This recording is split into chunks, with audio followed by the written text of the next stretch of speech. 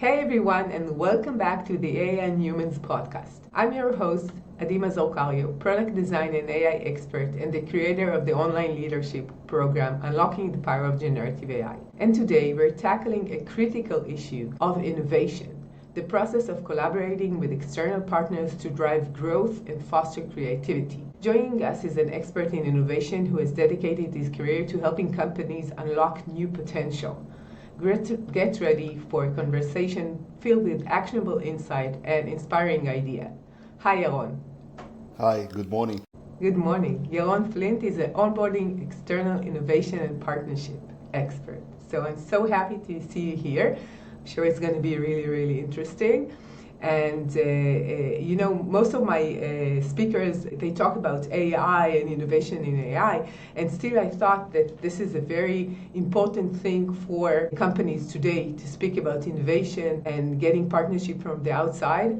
Because if we're talking about AI, is one of the partnerships or one of the challenges that these companies would tackle if they will not be innovative. So for sure, it's one of the things they need to think about and speak about. So now we can start. What is open innovation and why is it becoming increasingly important for companies today? And why don't you like the term open innovation?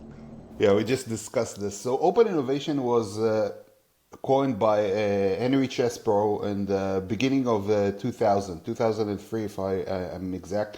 And basically what he said or described are processes that are happening for any technical company, which basically, when they talk about innovation, it's mostly around internal processes. That was the domain in the century before us. So they talked about things like design thinking and how do I become more innovative as a company and how can I really turn new and exciting ideas that I encapsulate within our company and make it into new products. What happened is eventually, products are becoming more and more complicated, more fragmentized, more data-driven, more personalized, and the problem is, once you do that, you need a lot of software and capabilities that don't exist within your company in order to make these products available to the market.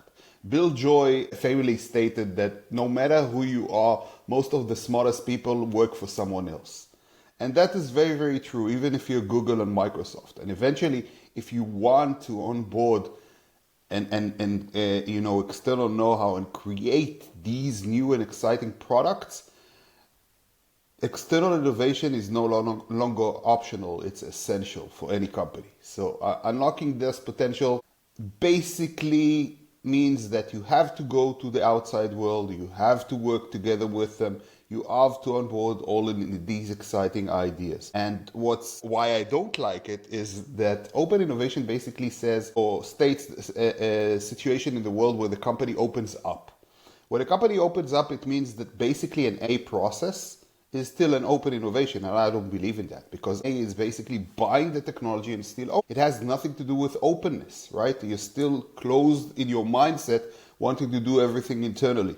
So I believe that the real aim here is eventually partnerships and real-time partnerships. When you state or position your logo next to the logo of the company you're working with, not hiding behind it, not doing anything to kind of make the customers less aware of the potential of the collaboration that's going on, but really putting it front and center, understanding that you can learn as much as you can educate from the outside world. And that's the main goal. It's not open innovation anymore. It's how do I generate real-time partnerships with the outside world. Yeah, but what you're saying is actually that most companies would say, okay, currently we don't have the talent and the know-how of doing something. So we could purchase it from the outside. We could just buy a company or buy a team or whatever, or bring experts inside. And it's like opening ourselves to a new technology. And you're saying, for me, it's not the same thing as doing a partnership with an external company or a startup or whatever, that they still have their own mandate, they're separate, but you could collaborate together, right? Yeah, but let's not be naive about that. Most of M&A transactions fail, and they fail exactly because of this. Because of the company is not open-minded to collaborate with the other side, They bring in outside organization. In most cases, they stifle it under the organizational wind, or they basically turn it into part of the organization. So what's creative about that? You're basically taking great entrepreneurs with a great solution and putting them out under the corporate umbrella. Basically, you kind of turning them into part of your corporation by default, So the good ones, like you said, give them still the mandate to perform. But if that's the case and they still have the mandate to perform, why buy them? Why not just partner with them? Create a win-win situation, give them the money or enable them, to buy a technology from them and enable them to run by themselves and work together with them. So why do you think it's so important today? So it was in the past and today is the same. And let's say a company who has a very good business model, they're making money right now, they don't think it's going to change in the near future. Why should they do that? Why should they buy a company or work with the outside world? Just do any external, thinking about the innovation and with external partners. It's complicated, it's hard for them. But that's exactly the point. It's complicated and it's hard for them when they try to solve everything internally. The easiest part is find a great partner on the outside who can bring you this knowledge and know-how. He can accelerate, enrich, and help you in this process in things that you are less equipped to do. Eventually, an innovation is creating a new technology, right, or a new product out there that creates or generates and impacts the organization. It's very hard to do that while using only internal resources, specifically like we talked about the fact that companies are becoming, or products are becoming more and more complex. So there's no real way around it. You have to open up and work with the outside world. Now the idea is, do I buy it and own it? And we kind of discuss why this doesn't work. Or do I find a good technology that will help me succeed and move forward because I don't have these internal capabilities? And why do you think that most people would say that innovation in large corporations are hard and they're struggling doing innovation? Do you think this is the situation and why? I think it is. If we look at what's going on, eventually when times are harsh, and I think we are in a harsh reality at this point, the first things that you cut as an organization are innovation, really not P&L process centric. Everything that is considered a cost center is the first thing that's cut off in a harsh environment. And that's a problem because innovation takes time. It's not something that you can do in weeks or months. It's bringing a new process to the organization, new product, new way of thinking to the organization. All of this takes time really to turn around. So the minute it becomes a bit hard, and these are cycles, you cut them off, it doesn't really allow you to compete and really do what you set out to do, which is turn your organization into a more innovative and bring this more innovative mindset.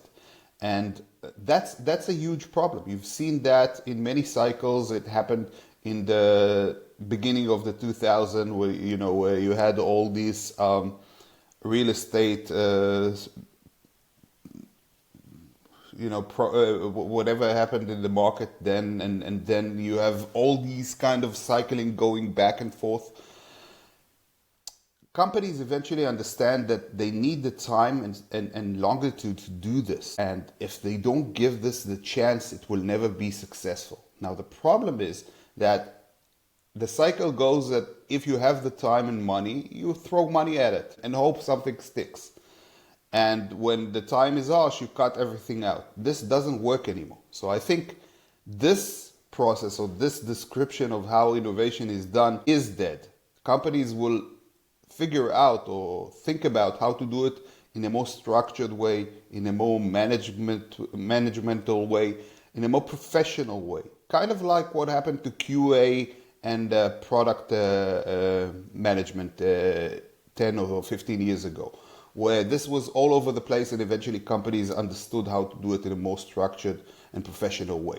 So I think companies are eagerly seeking how to do innovation in a more manageable way, in a more processed way, and do it more efficient with less cost and reduce the risk. And this is like, you've seen things like the new ISO of innovation management, ISO 5, 6, 001.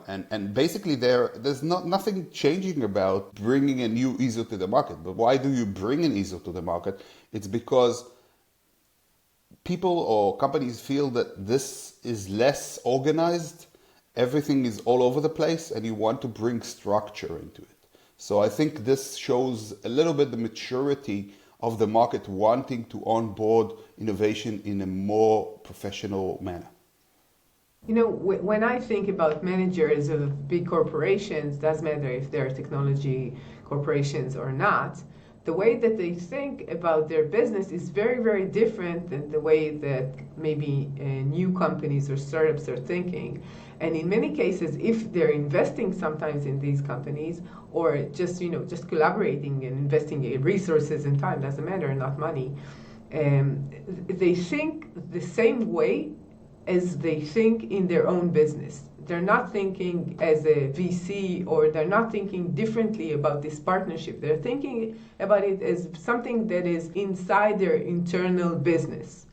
And I think this mode of thinking about the collaboration, about the timeline, about the results, about what they want to drive to is very different. And as I see it, most management leadership capacities are for big corporations are not aimed this way. They're not thinking this way about any kind of business activity, I would say. Right? Yeah, I 100% agree. And I think this is one of the most challenging points of innovation in general, which is basically convincing people who think they know what it's all about that they don't. And, a lot of companies say they're very, very innovative. Say that to a manager who thinks he always knows it. Yeah. Try to do that, and specifically, I worked for an American company as an Israeli, responsible for bringing innovation from the outside world. And I saw that day to day, coming to an American manager and saying, hey, what you did up until now is not right. This is the right way to do it is extremely challenging. And that's definitely, I think, one of the biggest challenges that a professional innovation manager has, because he's basically brought from the outside world into a corporation, or kind of parachuted into that. And he needs now to convince the people that what they think they did in the right way is not, and how to change that, and how to become more process oriented and more structured in that approach. And like I said, this exactly happened with Q&A managers and product managers decades ago. And this is exactly what we're seeing now with the innovation. So I'm quite optimistic.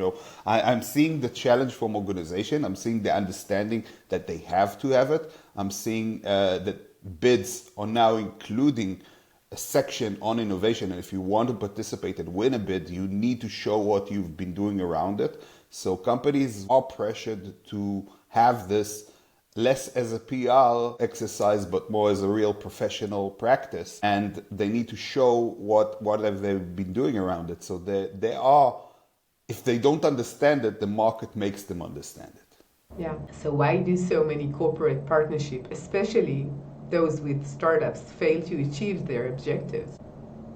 Well, around innovation, it's quite simple. It's what we said before. I think they're still not open to understand the benefits and why is this important. It's like what eventually, there's a very interesting phrase of the former CEO of Apple saying, Jobs, who said, it's important to see changes as an opportunity, not a threat. And that's really important, because if you still see what's going out or happening in the outside world as a threat, you will never be able to innovate. You will never be able to thrive. You need to understand that the world is changing and you should change along with it.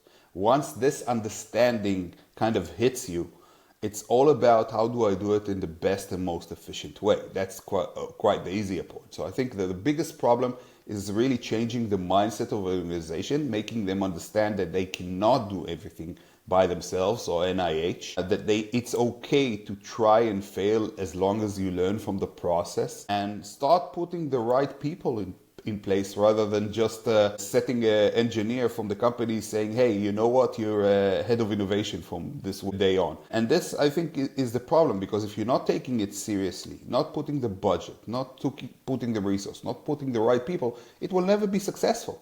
So the understanding is the first step, But then how to do it in a structured and more professional way is the second one.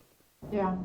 And I think that I can just imagine being this first person, as you said, parachuted into this position, and everyone is thinking very differently than you. And I would say in general, if you're going to be the first innovation person in a company, you have very, very hard work. And I guess it could be sometimes too challenging for these people, and in many cases they just leave to another company, just too hard for them. Exactly. And I've been doing this for, I think, 3 or 4 companies by now. Like you said, it's very, very hard to be the first one.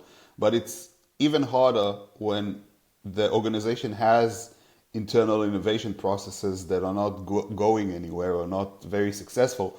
And you're coming and trying to explain to them why. Because they're saying, hey, why do we need you? We've been doing it for so many years.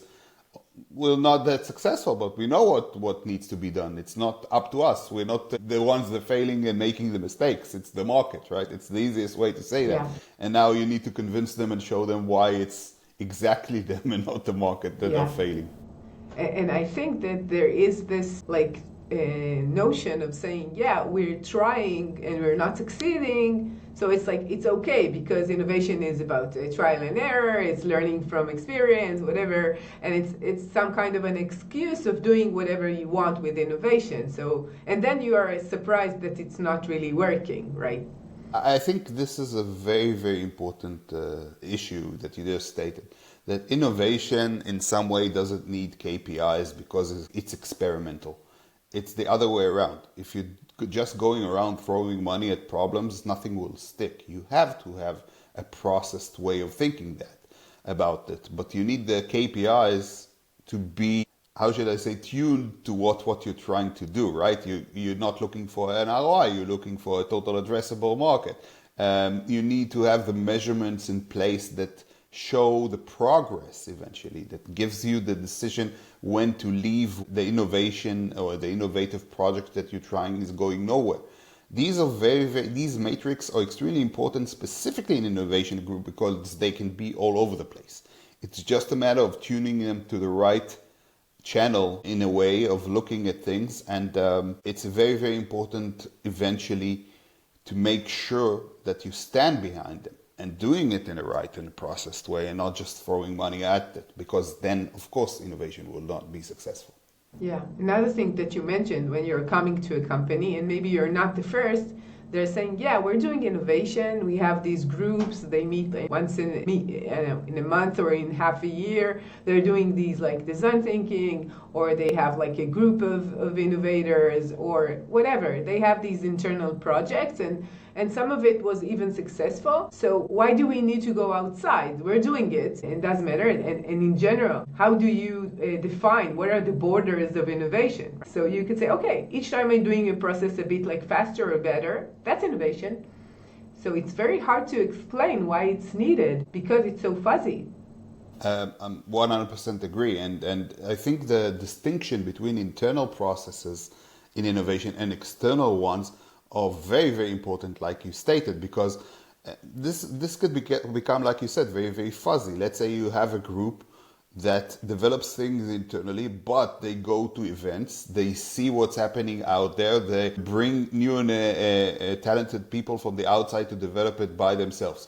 Is this internal? Is this external? You're bringing talent from the outside world, but you're doing it internally, right? So these kind of exactly borderlines become very, very fuzzy. And I think eventually it's very simple to distinguish between them.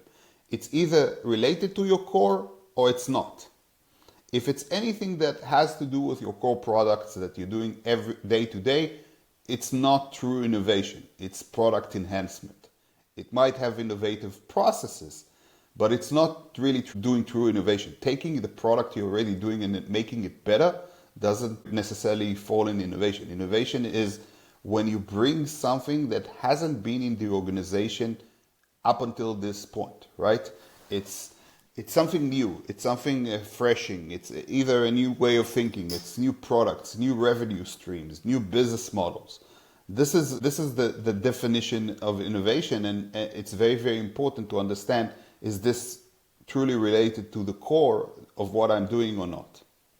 Yeah. And again, like what is the closeness to my core? You could say, okay, so currently I'm going from that market to this market and I'm changing the way I'm marketing or selling.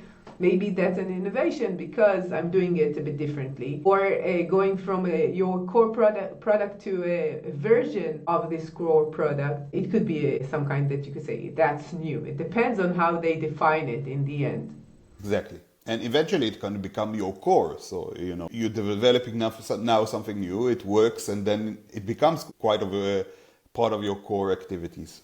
Yeah, and one more thing which I'm thinking about incentivization within these companies.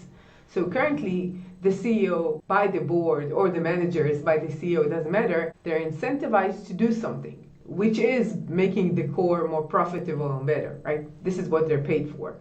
And now you're giving them another matrix of doing something. Sometimes you're not really incentivized to do it, or even the other way around, to do things in a more maybe risky way or in a more open way, in a less structured way. And in many cases, it's just the other way around of what is called a good employee to do innovation. I think this is what you said is extremely important, because eventually, if it's not translated into incentives, it will never happen.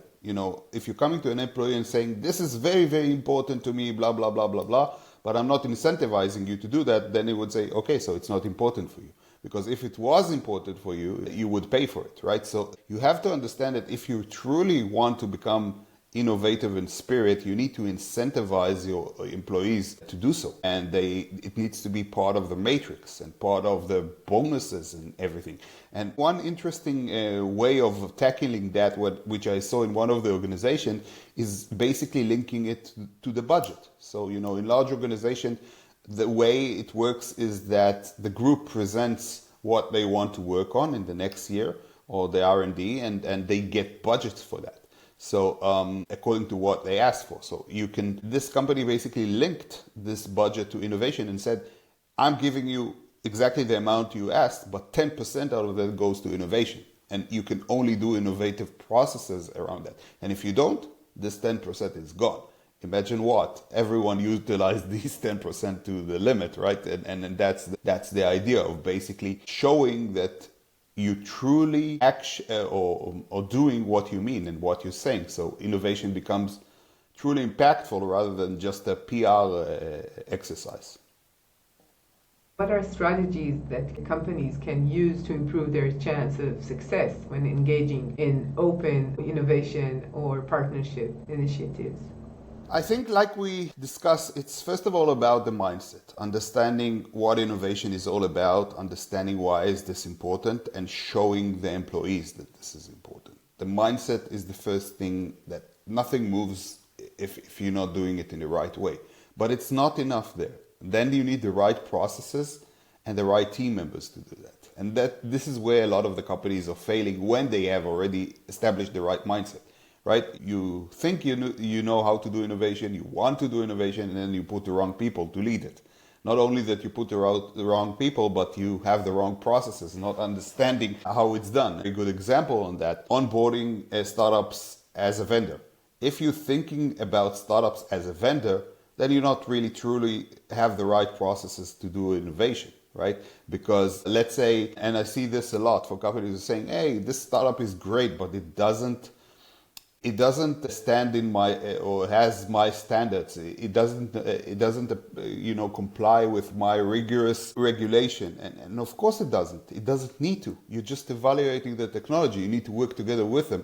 If you're looking at them as someone who needs to comply to everything you have, you're looking at them as a vendor, and that's the difference. Okay, so you need to have not only the mindset but the process and the team members to drive this forward. And we can talk only about that and why is this important. Now, the whole process itself has to have a real good strategy and KPIs like we discussed. You need to understand what you're looking for. You need to know how to do the scouting in the right way or look for these wire technologies on the outside world. Have the experience of creating these partnerships and generating these partnerships, and basically have the onboarding side as well prepared for the absorption of these innovative technologies from the outside world. Yeah. What you mentioned about regulations or rules or thresholds for these kinds of partnership, especially if it's a traditional organization, is very problematic for small companies or startups, because they don't have the budget, they don't have the resources, they don't have the knowledge and the need to go and do all these regulations. In many cases, it's a border that they cannot cross and they're not willing to try even. It's too hard. And the way that big companies are seeing it is as risk again and not as an opportunity, and therefore it's very hard to collaborate with them if this is the first of many to be challenges that they face when they're working with them.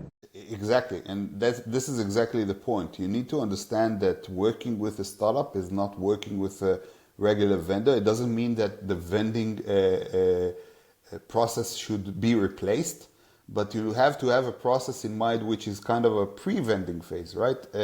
Being able to look at these startups, evaluate them, work together with them, find the right matrix of how to do so. And eventually, when you have the product ready to go to the market, you need to comply with all the regulation, but it's done together under a co-creation process. And this co-creation is very, very important. If you don't have this as a core and you're looking for technologies on the outside as something that is exact fit, again, you're not thinking about innovation. You're looking about how do I expand my vendors list. Yeah. So what are the most effective ways for corporations to build relationships with and support startups? I think, first of all, it's like we discussed, it's seeing partnerships as they are, which is a win-win situation. I can educate as much as I can learn from these partnerships and find these true win-win conditions. You don't need any more equity transactions into companies in order to work along with them if they kind of complete what you're doing. If it's really complementary to what you're doing, everyone will understand why this is a win-win situation, right? You need that when it's not a win-win situation and you're trying to generate a win-win situation here. Have a dedicated team, like we discussed, people who know what they're doing, who understand the meaning of innovation, who can create the trust and rapport on the other side. Imagine the situation. You are a big corporation, you're trying to convince a good startup to work with you. Why should they? They're good. They have many companies wanting to work together with them. So if you're not able to convince them and show them that you have the right process and the right team, they would see this as a waste of time and a waste of money, the good ones again. And look at this as an entire toolkit, right? It's not just an M&A process. It's not a CVC process, investing. It's not an operational team. It's a mixture of them. And then you can decide where to go along with according to what you're trying to do. So eventually, it's all goes down to the strategy. So like I said, it's a win-win situation, partnership, strategy, and the right team to push and promote it. So you mentioned two things. One is the team and the second is the partnership. And I have two questions about it. First, the team. So if you're bringing people who are not that strong within the organization, they could be very talented, but they don't have the power to do any big changes and to move things in the company. First, would they succeed? That's one thing about the partner's engagement. That's one thing. And the second one, you mentioned that you're eager to work with a startup and you need them. Corporates would say, no, it's the other way around. They need us. They're small, they don't have the budgets, they don't have the resources, they don't have the experience, the market understanding. So they need us, and therefore they need to comply to our needs. So I'll start from the second point because I think it's more important. You're totally right. A startup needs a large organization in order to succeed and work together with them. Eventually they need to go to market, and this is the best way to do so. But do they need this specific company to work with? No, they have a lot of opportunities out there. They can choose and pick. So they need to pick a good company to work with. But they can easily go with one of your competitors because they are taking this more seriously. So the mindset and thinking of the startup needs us and therefore they will need to do everything we tell them is obsolete. This is thinking of the previous century. Because the startup, what they will do, they will move along to someone who already kind of grew beyond that and understands how real partnerships looks like. And there are companies out there that are already thinking like this. So if you're thinking like you would think, I would say 50 years ago, you will never be successful in working with startups. So you need to evolve. And I want to say something which is even further, more strict.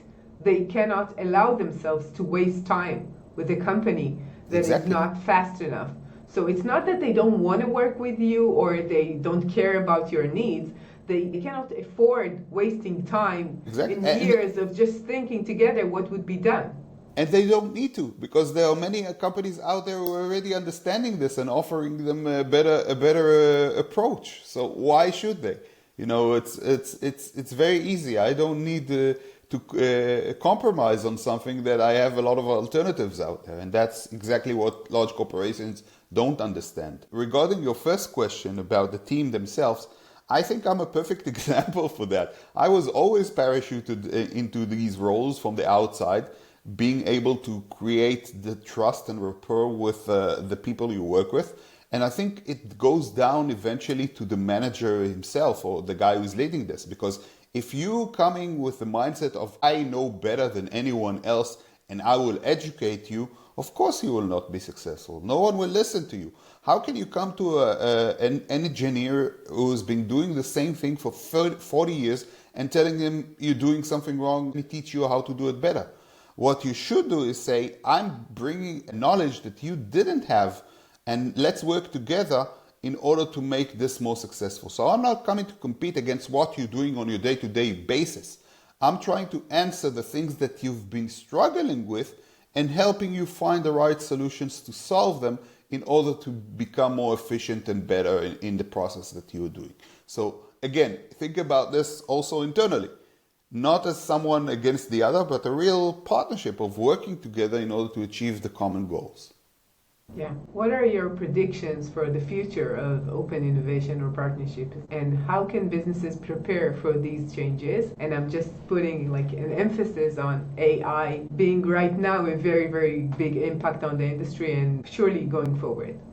Yeah, but you have to remember that eventually AI is another big topic.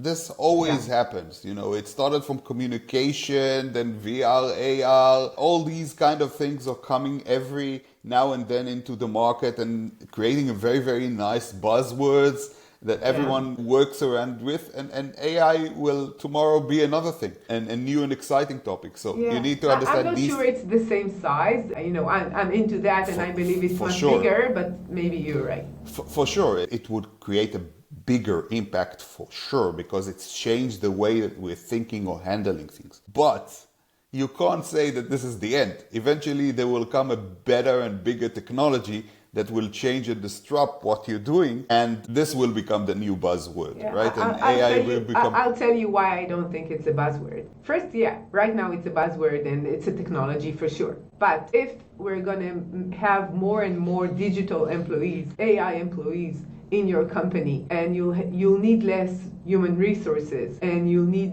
a certain knowledge within your company in order to compete, it's not just another technology. It's a new structure of business. It's a new way of just understanding who's the employees and what they're doing, and it's going to have an impact on the society as a whole. So it's not only a technology that you need to utilize as I see it.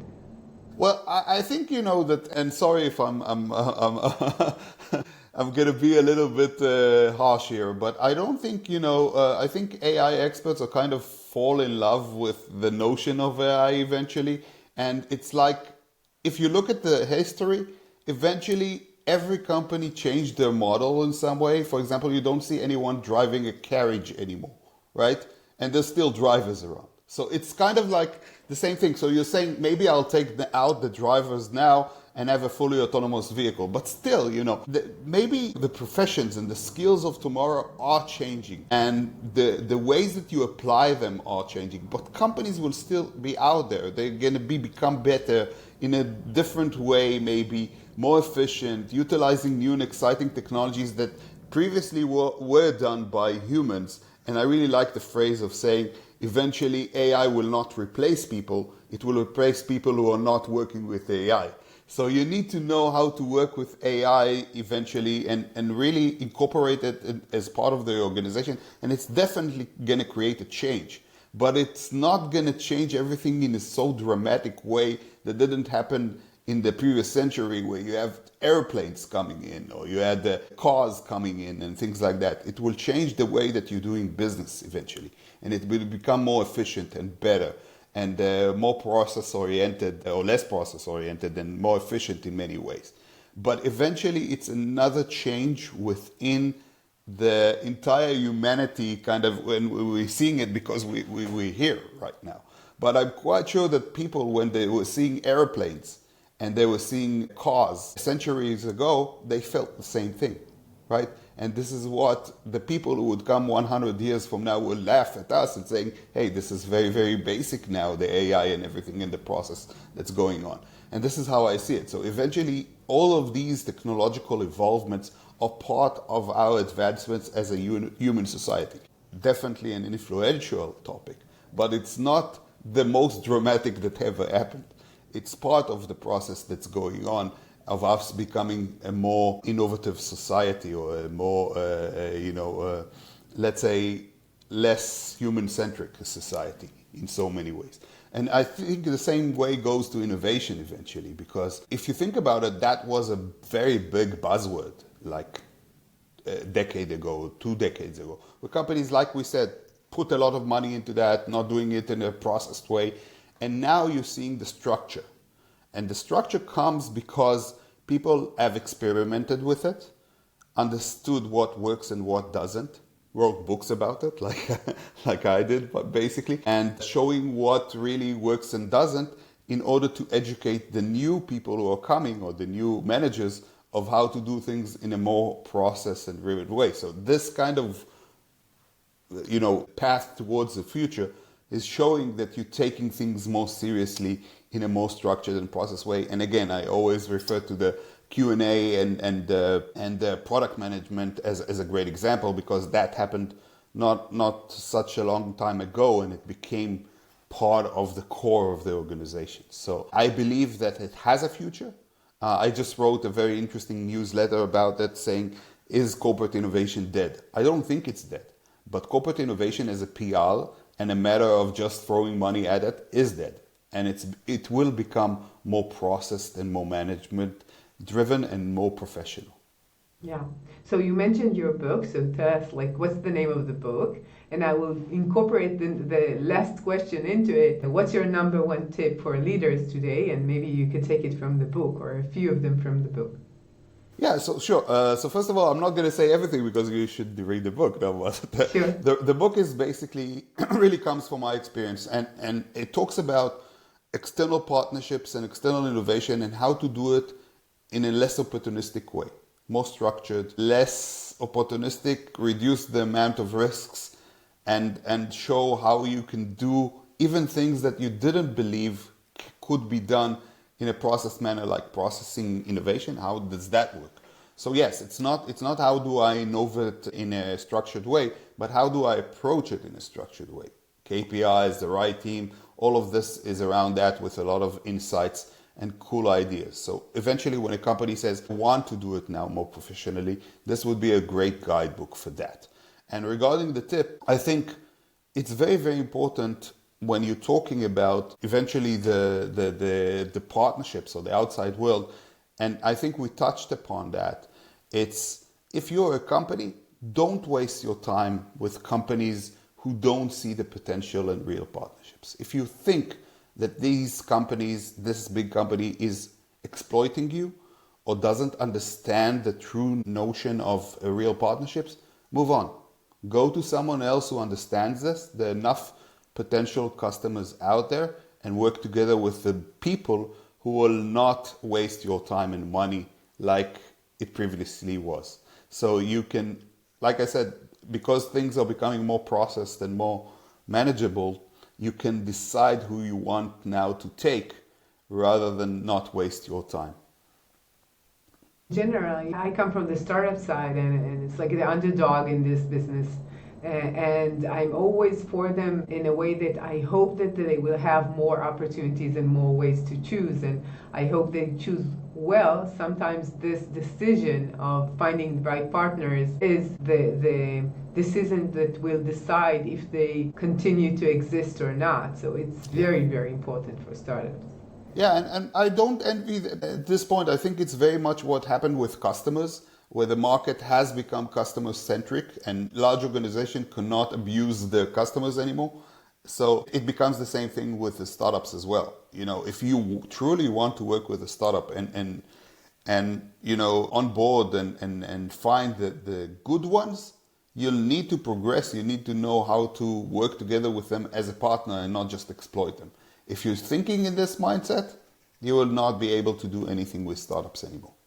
So thank you, Yaron. And the last question would be, where could people hear more about your book and about your work and contact you? So I think the best way to approach me is via LinkedIn. We can always take it from there. I basically, like I said, I created a newsletter that goes along the book and talks about topics that are coming from the audience and people who read it and want to discuss further topics for my book themselves. And eventually it's available in Amazon. I'm not going to send you to my publisher's site, but easier to access via Amazon. And I'm very reachable on LinkedIn. Just reach out and we can have a further discussion on this.